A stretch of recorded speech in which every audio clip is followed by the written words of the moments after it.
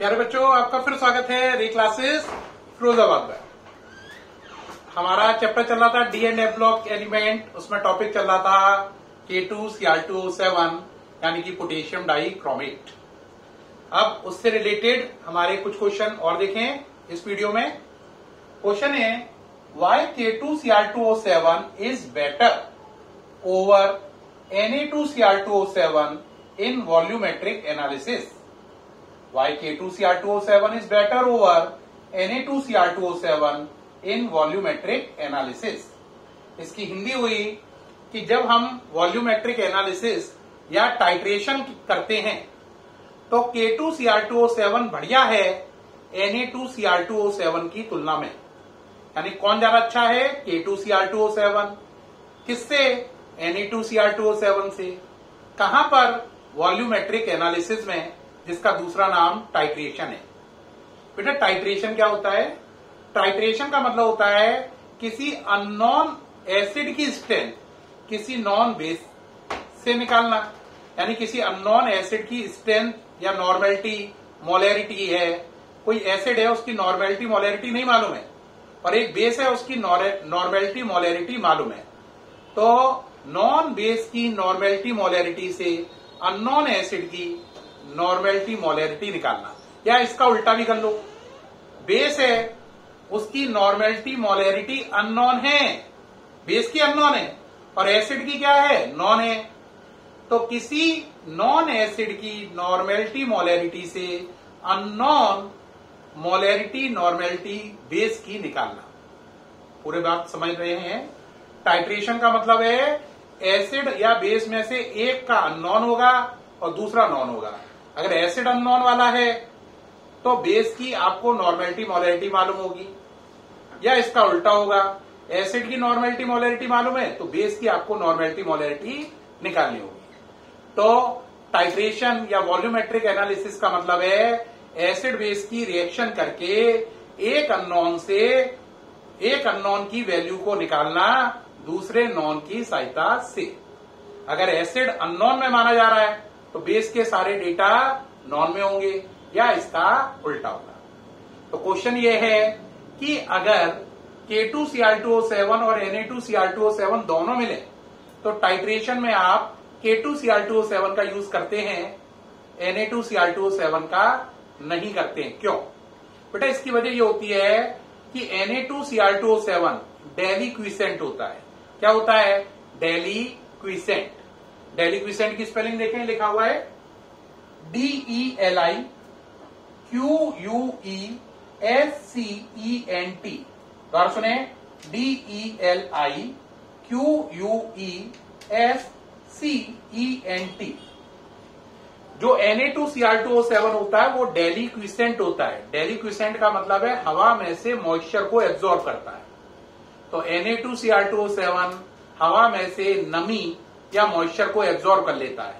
इससे जो चीज नॉन होती है उसकी नॉर्मेलिटी और मोलैरिटी बदल जाती है, क्योंकि हवा से जो नमी या मॉइस्चर आया वो पानी है ना, उस पानी के अमाउंट का नॉन चीज में गिरने पर उस नॉन चीज की मोलैरिटी और नॉर्मेलिटी क्या होगी? बदल जाएगी।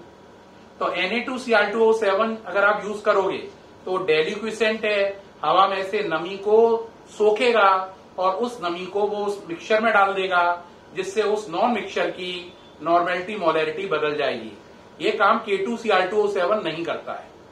तो Na2Cr2O7 इसलिए रिजेक्ट कर दिया जाता है क्योंकि वो मॉइस्चर को एब्जॉर्ब करके उस मॉइस्चर को उस मिक्सचर में डालकर उसकी नॉर्मेलिटी मोलैरिटी के डेटा चेंज कर देता है, जबकि K2Cr2O7 ऐसा नहीं करता है।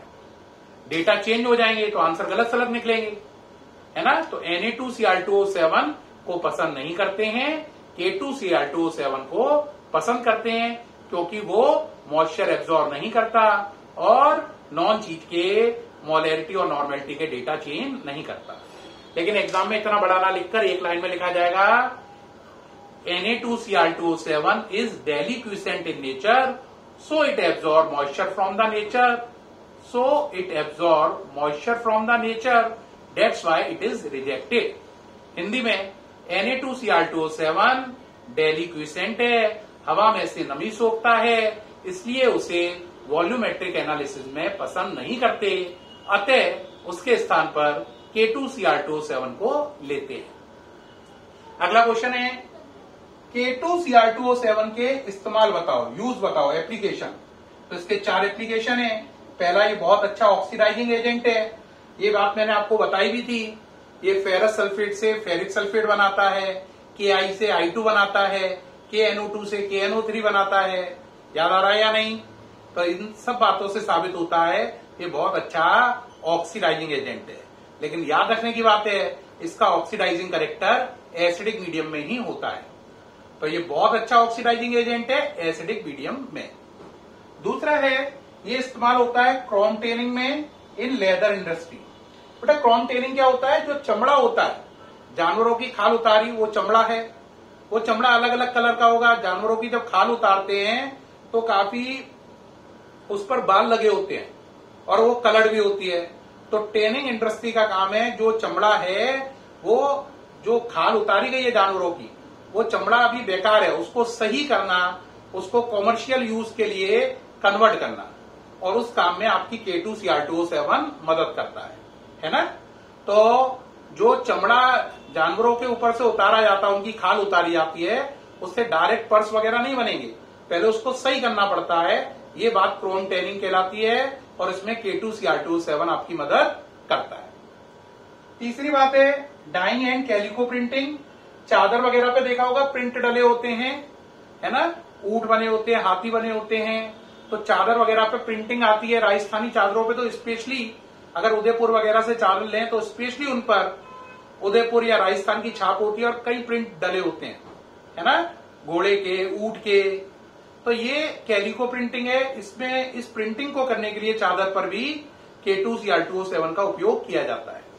और चौथा है वॉल्यूमेट्रिक एनालिसिस। ये भी मैंने बताया था कि K2Cr2O7 वॉल्यूमेट्रिक एनालिसिस या टाइट्रेशन में इस्तेमाल किया जाता है, Na2Cr2O7 को नहीं किया जाता है, क्योंकि Na2Cr2O7 डेलिक्विसेंट होता है। तो इस तरीके से हमने देखा K2Cr2O7 के कई उपयोग हैं। पहला ऑक्सीडाइजिंग एजेंट, दूसरा टैनिंग करने में, है ना, जानवरों की खाल वाला, तीसरा मैंने आपको बताया कैलिको प्रिंटिंग में, और चौथा बताया वॉल्यूमेट्रिक एनालिसिस में। उम्मीद है आपको ये समझ में आ गए होंगे दोनों क्वेश्चन कि K2Cr2O7 और Na2Cr2O7 में K2Cr2O7 बेटर है वॉल्यूमेट्रिक एनालिसिस में, और एक मैंने ये बताया कि K2Cr2O7 के क्या एप्लीकेशन हैं। वो 4 एप्लीकेशन है, वो मैंने आपको बता दिए। मैं सामने से हट रहा हूं, एक बार देख लीजिए। ये सारा क्लियर है उम्मीद है, और आपको समझ में आ रहा है, ठीक है। इसके साथ ये वीडियो खत्म होता है। उम्मीद है वीडियो आपको बहुत अच्छा लगा होगा। कोई कंप्लेंट हो तो जरूर दर्ज कराएं। अगर बहुत बहुत अच्छा लग रहा हो तो प्लीज कॉम्प्लीमेंट करें, उत्साहवर्धन करें हमारा, ठीक है प्यारे बच्चों। Thank you very much.